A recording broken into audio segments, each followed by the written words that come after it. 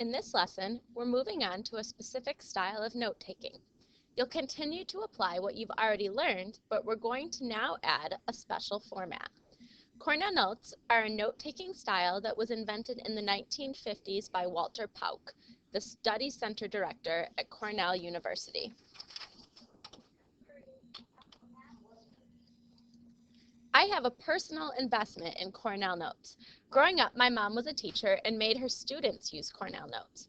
She showed me how to do them and suggested I give it a try. I, of course, rolled my eyes and ignored her.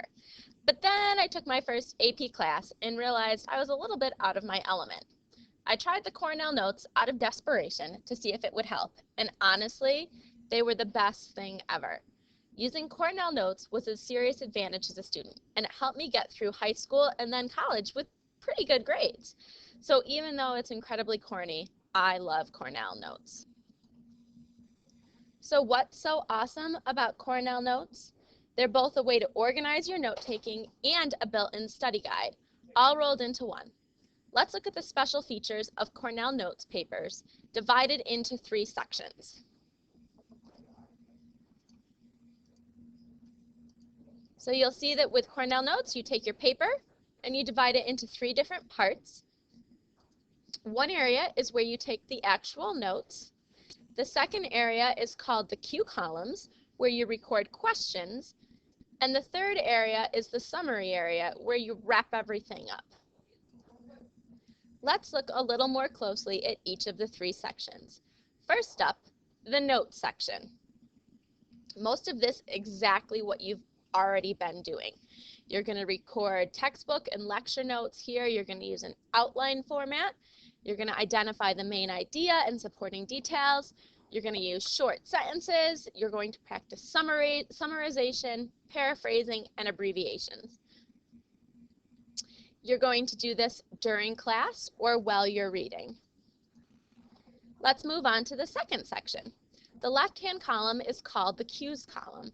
This is the column we're asking you to write cues that help you review your notes and prepare for tests.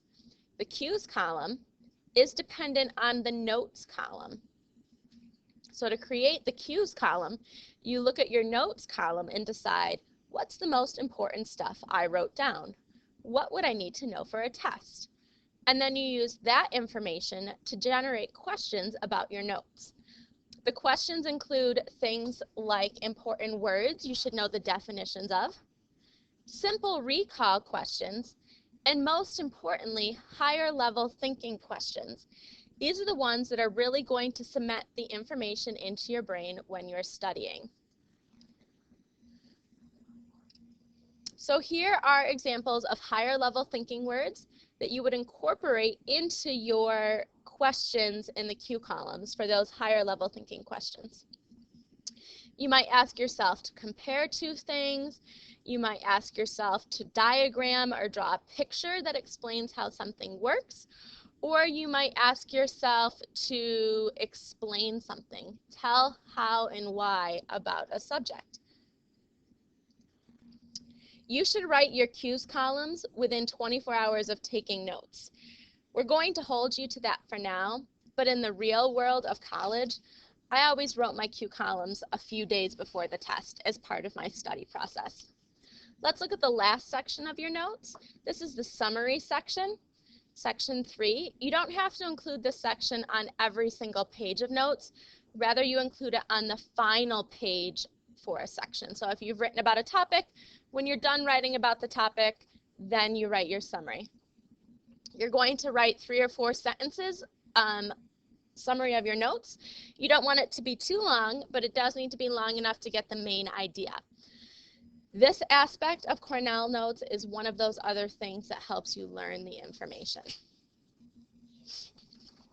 So let's look at an example. Here's some notes that I took on Judaism. So in the notes column, I have my heading, which is the topic that my notes are going to be about. And I've still identified the main idea along with supporting details. I'm still paraphrasing and putting the notes into my own words. I'm still using abbreviations and symbols to represent ideas, and I'm still highlighting my keywords. let's look at the cues column. In the cues column, I've asked myself questions based on the notes. So I'm asking myself to describe the founding of the religion. I'm asking myself to define one of those important key words I highlighted. So I'm saying define the 10 Commandments. And I'm asking myself to summarize the major beliefs of the religion. And then in my summary section, I've written 3 or 4 sentences that summarize all the important things I've learned based on the section I read or the lecture I heard in class. So let's look at the rubric that you're going to be using, or that we're going to be using to grade your core notes, because of course for the first few times we need to look at them and make sure you're doing them correctly. This rubric, a couple things that are new to it is that we want to make sure that you've identified the keywords. So we're going to check to make sure that you've written keywords and their definitions in your notes column, and that you've done something to distinguish them from the rest of the text, whether that's highlighting, starring, underlining, all that's fine. Another new section of the rubric is the cues column. In the cues column, we're looking to see that at least half of your questions use higher level thinking words. Okay, so half of them can be recall questions, basic facts, but at least half of them need to incorporate some of those words that we looked at on the previous slide. We're also checking to make sure that you've asked yourself to define the keywords that you've noted in the notes column. The other section that we're going to be looking at is the summary, and we're checking to make sure that it thoroughly reflects all key points in 3 to 5 sentences. So that's the basics of Cornell Notes. If you have questions, you'll have opportunities to ask in class tomorrow. And tomorrow will be used for practicing and applying what you've learned tonight for homework.